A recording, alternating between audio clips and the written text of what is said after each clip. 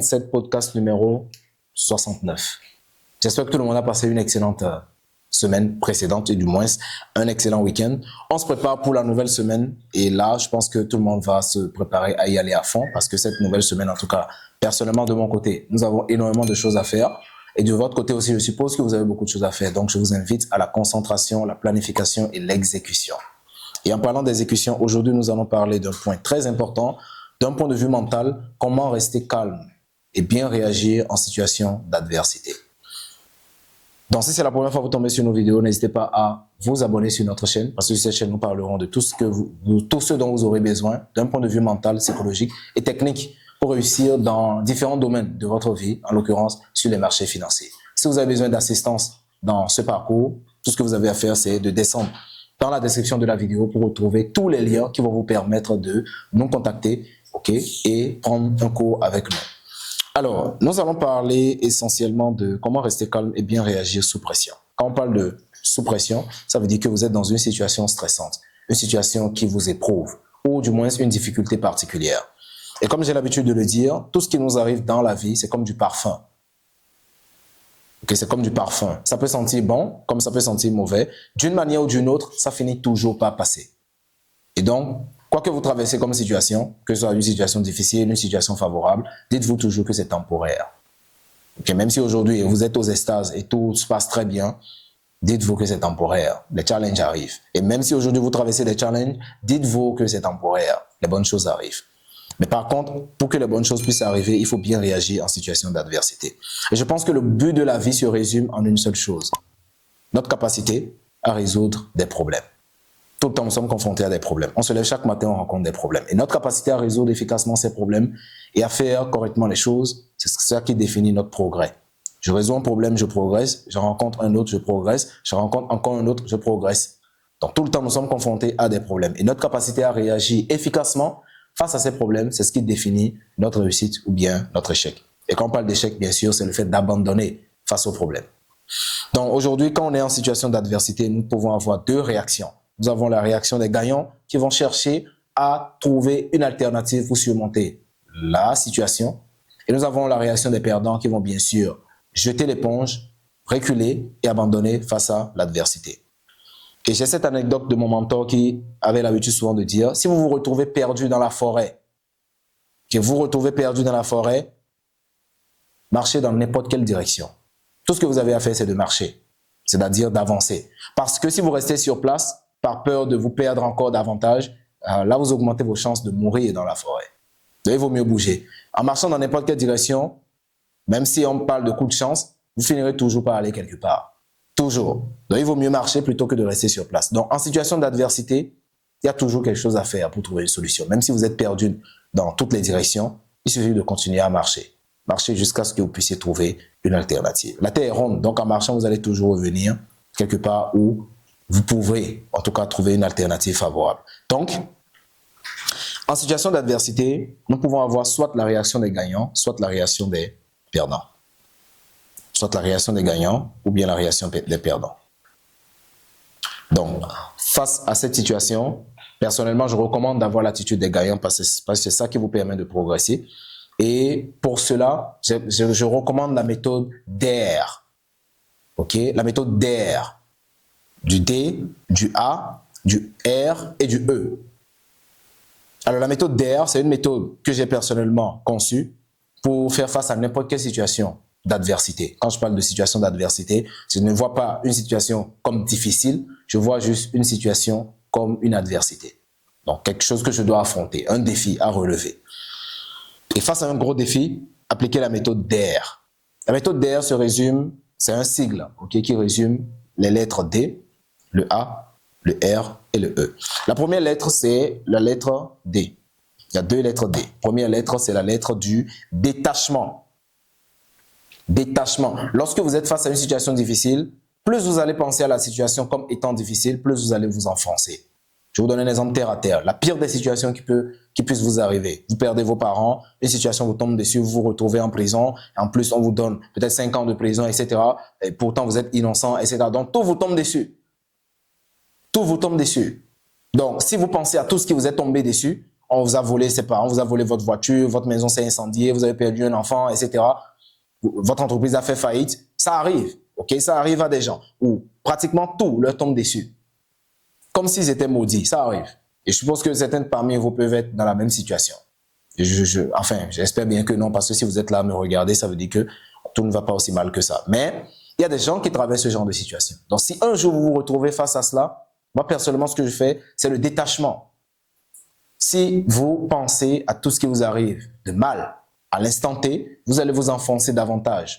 Vos muscles, d'ailleurs, ne seront plus aussi excités que ça. Vous allez perdre de l'énergie mentale. Vous allez vous fondre. Et c'est d'ailleurs à force d'y penser que les gens tombent dans la dépression ou dans un état psychologique qui ne leur permet plus, en tout cas, de bien réagir. Donc, le premier réflexe à avoir lorsque ça nous tombe dessus, c'est le détachement.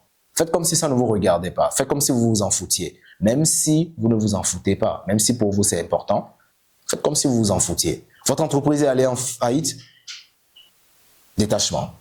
Eh bien, moi, je m'en fous.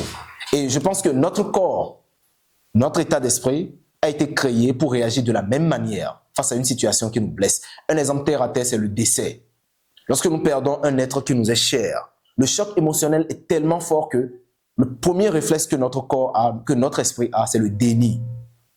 Tout de suite, on se dit, mais c'est impossible. Non, c'est une blague. Il n'est pas mort, c'est impossible. Dieu a créé notre état d'esprit pour qu'il puisse marcher selon ce schéma, pour nous aider à affronter les chocs émotionnels les plus graves.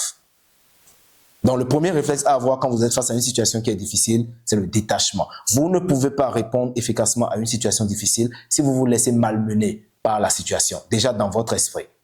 Donc, le premier réflexe à avoir, c'est le détachement. Faites comme si vous vous en foutez. Ah, vous avez échoué à un concours, eh ben, on s'en fout. Ah, votre entreprise est allée en faillite, on s'en fout. Votre conjoint ou votre conjointe vous a trompé ou est décédé, eh ben, on s'en fout. Vous avez perdu, ou bien un ami cher, ou bien un de vos collaborateurs vous a trahi, on s'en fout. So what? Le détachement. On se détache complètement. On fait comme si ça ne nous regardait pas, on fait comme si c'était pas vrai, on fait comme si on s'en foutait.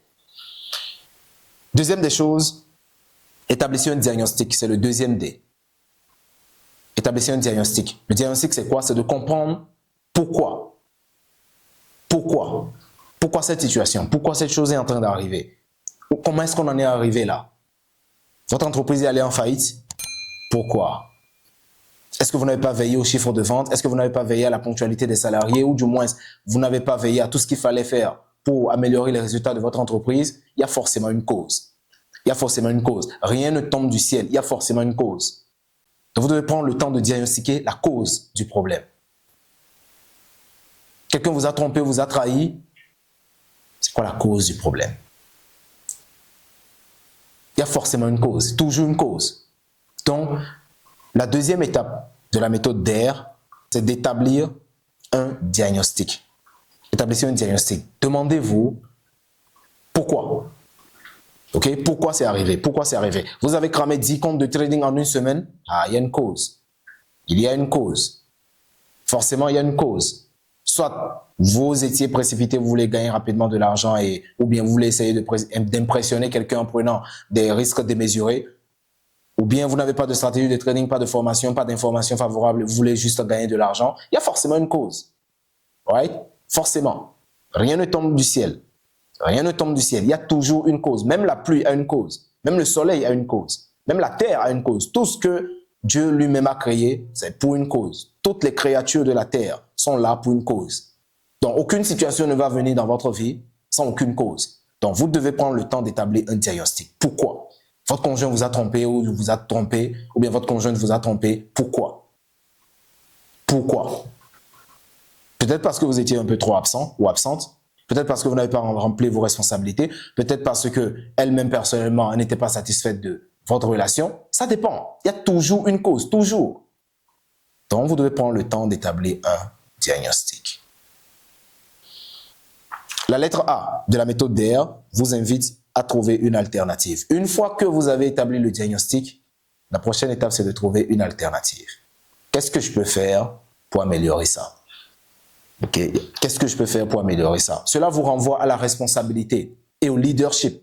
Dans une situation d'adversité, Si vous vous dites par exemple, ah, je peine à payer mon loyer, la vie est trop dure, je n'arrive pas à gagner de l'argent parce que le pays va mal, parce que le gouvernement mange l'argent du pays. Vous avez peut-être raison, mais qu'est-ce que vous pouvez faire contre ça? Qu'est-ce que vous pouvez faire contre le gouvernement? Absolument rien.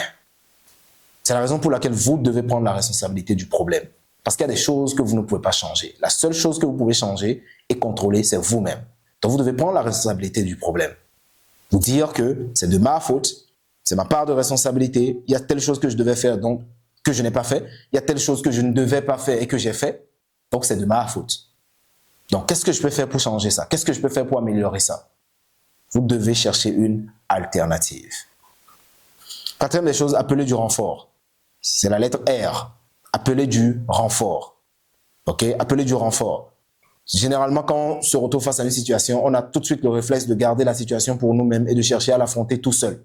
Mauvais réflexe. Ok? Mauvais réflexe. Même les soldats sur le champ de bataille, lorsque les choses deviennent trop difficiles, ils appellent du renfort. En absence de renfort, on bat en retraite. On rentre à la maison, on apprend de ça et on revient à la charge.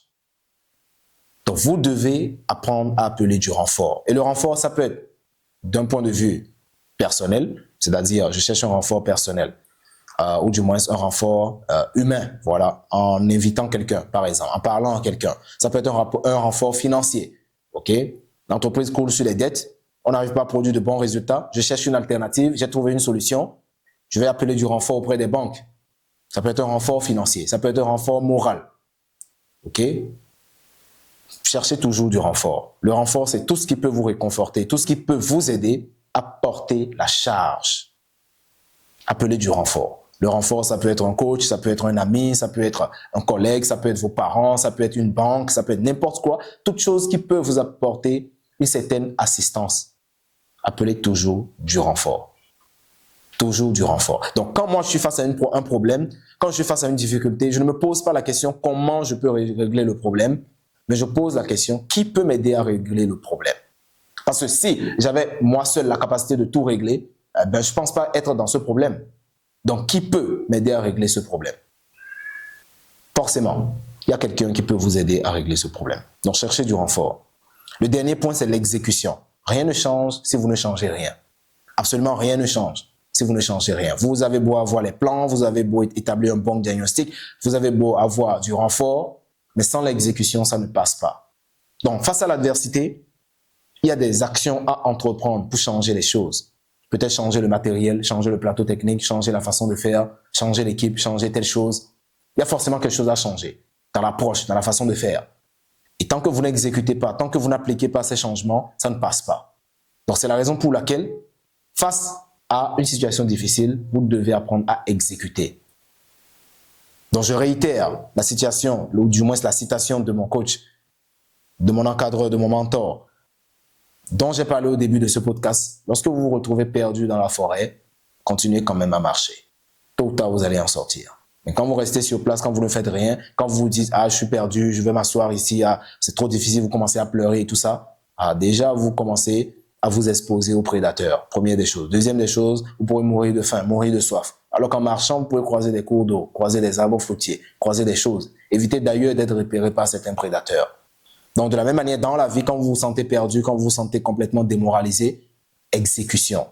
Vous vous levez, vous faites quand même quelque chose. Allez au sport, allez en salle, allez jouer aux jeux vidéo, lisez un livre, montez un nouveau projet. Même si vous êtes complètement à zéro, sortez en famille, faites quelque chose, bougez.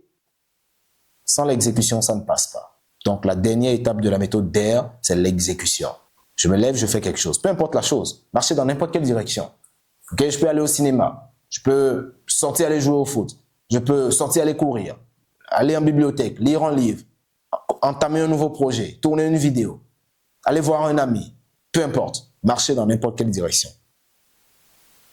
Donc, face à l'adversité, il y a deux réflexes que vous pouvez avoir. C'est le réflexe du perdant, c'est le réflexe de ceux qui abandonnent, ceux qui lâchent prise.